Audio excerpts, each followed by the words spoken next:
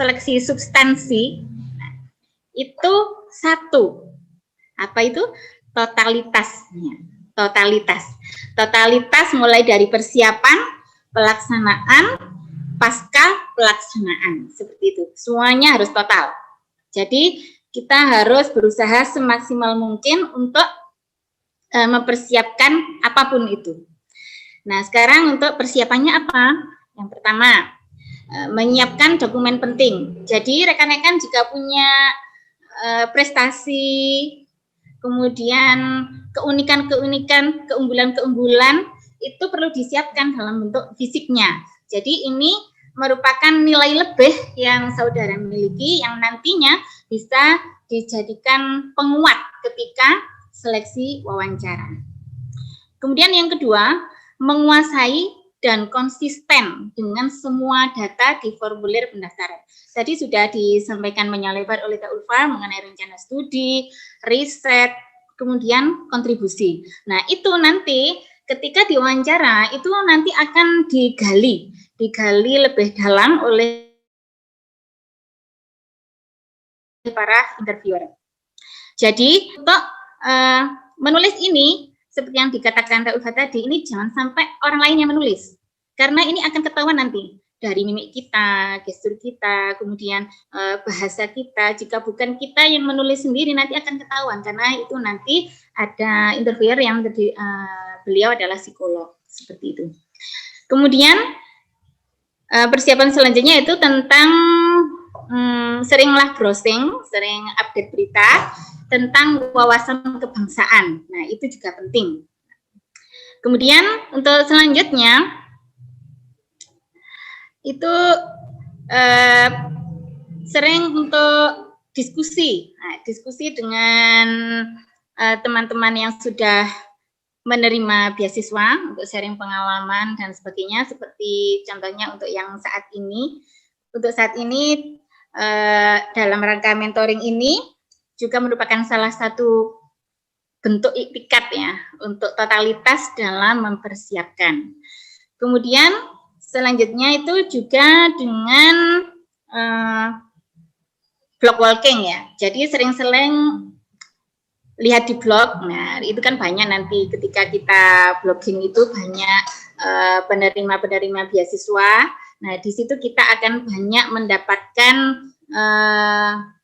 pengalaman-pengalaman. Dari situ kita akan semakin banyak mendapatkan gambaran-gambaran tentang pengalaman-pengalaman yang sudah didapatkan. Jadi itu akan menambah kita, oh saya akan seperti ini, dan seperti ini. Kemudian selanjutnya untuk yang bagi kandidat doktoral, nah ini juga penting, sangat penting sekali untuk menunjukkan kesiapan kita. Kesiapan kita apakah memang benar-benar kita itu niat untuk melanjutkan doktoral. Nah, itu bisa dengan komunikasi dengan profesor dari kampus yang dituju. Misalnya kita memilih kampus UIN misalkan. Jadi kita jalin komunikasi dulu dengan salah satu profesor dan meminta beliau untuk menjadi promotor kita.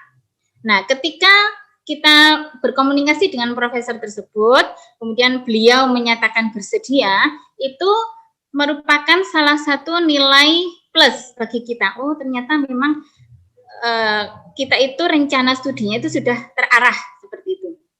Kemudian jangan lupa untuk membawa bukti korespondensi dengan profesor tersebut. Kemudian selanjutnya juga yang tidak kalah pentingnya yaitu menyiapkan hasil publikasi ilmiah. Nah, jadi kan biasanya kalau untuk jenjang doktoral maupun magister, kalau sudah mempunyai publikasi-publikasi ilmiah, jadi bisa disiapkan sebagai nilai plus kita, seperti itu. Untuk selanjutnya, tips ketika pelaksanaan wawancara. Nah, kita persiapan sudah matang. Nah, sekarang pelaksanaan wawancaranya. Kita harus totalitas, baik itu dari pakaian, kemudian sikap, kemudian materi juga. Nah, kemudian dalam berpakaian misalkan, kita harus sopan. Jadi waktu itu ketika saya untuk yang seleksi yang kemarin itu ketika LPDP santri itu bersamaan dengan teman, nah dia itu memakai kaos. Nah, memakai kaos kemudian juga pakai outer. Sebenarnya kalau dilihat kan juga sopan, tetapi ternyata itu dia mendapatkan teguran dari interviewer. Kok memakai kaos seperti itu? Jadi dari sini ternyata pakaian pun akan menjadi salah satu pertimbangan. Kemudian yang kedua, nanti jadi ketika kita masuk biasanya itu nanti kan sudah ditentukan kita meja berapa. Kemudian ketika kita masuk di meja tersebut biasanya bagusnya kalau kita menunjukkan sopan kita bisa salam dulu, kemudian nanti oleh interviewer kita akan dipersilahkan untuk duduk. Kemudian setelah itu kita akan diminta untuk memperkenalkan diri. Dalam memperkenalkan diri ini kita harus membawa suasana itu yang membawa diri kita itu tenang, kemudian kita pede seperti itu. Pede dengan keunggulan kita yang kita miliki, jadi biar kita itu terlihat istimewa daripada yang lain. Kemudian yang tidak kalah pentingnya yaitu dinikmati saja. Nikmati segala prosesnya. Ketika wawancara itu dinikmati saja. Jadi yang santai tetapi fokus, tenang dan fokus. Jadi ketika masuk, kemudian duduk, ketika wawancara itu yang tenang, dinikmati dan fokus. Ketika kita enjoy dengan suasana, sudah enjoy dengan suasana, kita akan mudah untuk menjawabnya, kemudian untuk menanggapi dari interviewer dan sebagainya. Kemudian lagi ya menjadi diri sendiri. Nah, di sini sangat penting. Jadi nanti kan kita akan ditanya seputar apa yang sudah kita tulis di formulir pendaftaran. Kalau selama itu merupakan tulisan kita sendiri, insya Allah lah itu akan mudah. Jadi ya jawab saja apa adanya tentang apa yang berkaitan dengan diri sendiri. Nggak usah kita itu seandainya kita menjadi orang lain, nggak usah seperti itu. Yang enak itu menjadi diri sendiri, karena nanti di situ kan ada psikolog.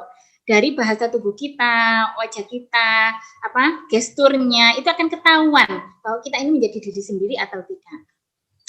Kemudian selanjutnya kita itu juga perlu menunjukkan sikap yang ramah, kemudian tidak berlebihan dalam menjawab. Jadi meskipun kita mempunyai segudang prestasi ya, tapi itu bisa disampaikan tetapi jangan terkesan sombong seperti itu. Misalnya ketika punya prestasi juara 1 internasional apa gitu ya. Misalnya alhamdulillah meskipun demikian saya dipercaya untuk menjadi juara 1 event ini seperti itu. Jadi jangan sampai terkesan sombong seperti itu. Kemudian tips selanjutnya, ketika menjawab pertanyaan itu usahakan yang tenang, jelas dan meyakinkan. Itu penting sekali, meyakinkan. Nah, kalau kita sendiri yang menjawab itu kurang yakin, nah apalagi interviewer yang menyimaknya. Jadi kita harus tampil meyakinkan sehingga para interviewer itu semakin yakin, oh ya memang benar-benar punya potensi dan layak untuk kita kasih rekomendasi menjadi penerima beasiswa seperti itu. Kemudian selanjutnya konsisten dengan yang tercantum di formulir pendaftaran. Nah, ini sangat penting. Ini akan menunjukkan sejauh mana kita itu memang benar-benar siap dan sudah terarah dengan apa yang sudah kita tertulis di formulir pendaftaran. Misalnya saja tentang rencana studi. Misalnya saya memilih UIN Malang. Nah, nanti ketika di interviewer, kayak kemarin saya itu juga seperti itu. Kenapa kok memilih di UIN Malang? Nah, kemudian beliau menyarankan, gimana kalau aja, kuliah di Jakarta aja, seperti itu. Nah, kalau seperti itu, usahakan rekan-rekan tetap konsisten dengan yang tercantum di formulir pendaftaran. Nah, ini contoh materinya. Nah, untuk misalnya rencana studi, nah alasan memilih kampus.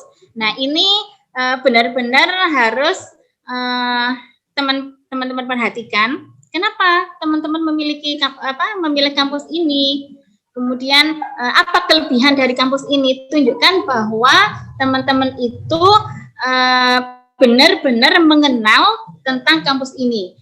Misalnya profesornya, kemudian akreditasinya, kemudian fasilitas yang menunjang, dan sebagainya. Kemudian untuk jurusannya juga demikian. Nah, untuk ini biasanya memang akan ditanya atau ditawari seperti yang saya katakan tadi, kok nggak di kampus yang ini aja.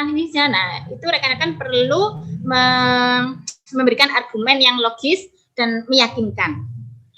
Kemudian materinya yang tentang riset, nah proposal tesis atau disertasi itu fokusnya apa?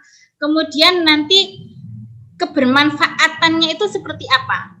Nah, ini harus ada riset yang benar-benar unik, kemudian benar-benar memberikan manfaat yang besar, jadi yang aplikatif, dan intinya itu benar-benar memberikan manfaat, yang memberikan perubahan, seperti itu. Kemudian kalau tentang kepribadian, ini biasanya mengenai latar belakang kita, kemudian prestasi apa saja yang kita raih, kemudian bagaimana kita meraih prestasi itu, kemudian bagaimana, kalau waktu itu saya pernah ditanya, ketika kamu punya prestasi ini, kemudian bagaimana kalau ada orang lain yang iri, bagaimana? Nah, itu berarti nanti akan menilai tentang kepribadian kita.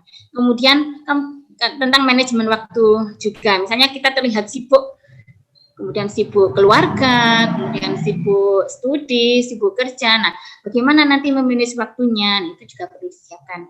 Kemudian tentang status juga. Nah, status ini biasanya sering juga ditanyakan, baik itu yang sudah menikah atau yang belum menikah. Nah, kalau yang sudah menikah biasanya seperti ini. Dan nanti ketika kalau sudah menikah, kemudian punya anak, kemudian nanti studinya gimana? Seperti itu. Kalau yang belum menikah, biasanya nanti ketika keluar negeri, kemudian dapat orang sana, kemudian studinya bagaimana? Nah, seperti itu. Itu seputar status-status itu. Kemudian selanjutnya juga tentang kepemimpinan. Dari sini misalnya saja organisasi yang pernah diikuti itu apa saja. Kemudian kedudukan yang tertinggi yang pernah dicapai, misalnya sebagai ketua atau kepala apa, atau sekretaris atau apa. Nah, itu kemudian tentang manajemennya juga, misalkan saya dulu juga pernah ditanya,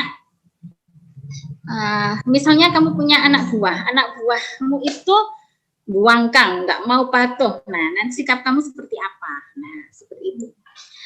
Kemudian selanjutnya tentang kontribusi.